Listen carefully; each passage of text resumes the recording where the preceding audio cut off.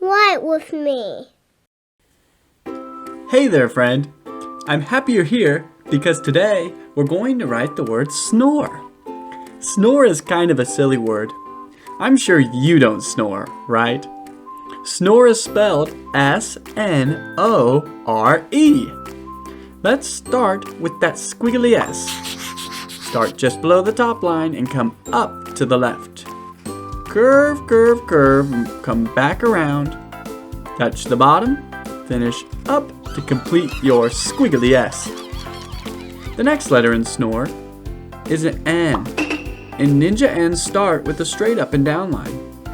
Come back to the top, diagonal down to the bottom, then come back up to the top, draw another straight line down to complete your ninja N. The next letter in snore is the ovally octopus O. Start at the top and come out to the left. Touch the bottom, make your way back to the top to complete your O.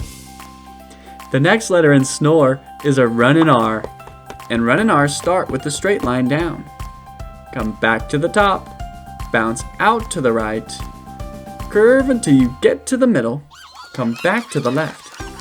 You now have a pesky P that can be turned into a run and R by kicking a right leg down to the bottom. The last letter in the verb snore is an E, and every E likes to eat, especially this E. Let's keep going. To turn snore into the past tense, all you're going to do is add a D to the end. So you'll say, my dad snored a lot last night. Snored is spelled S-N-O-R-E-D. Another fun way to write snore is to write the participle, present participle of it. Snore, or you could say, wow, my mom is snoring a lot right now. Snoring is spelled S-N-O-R-I-N-G.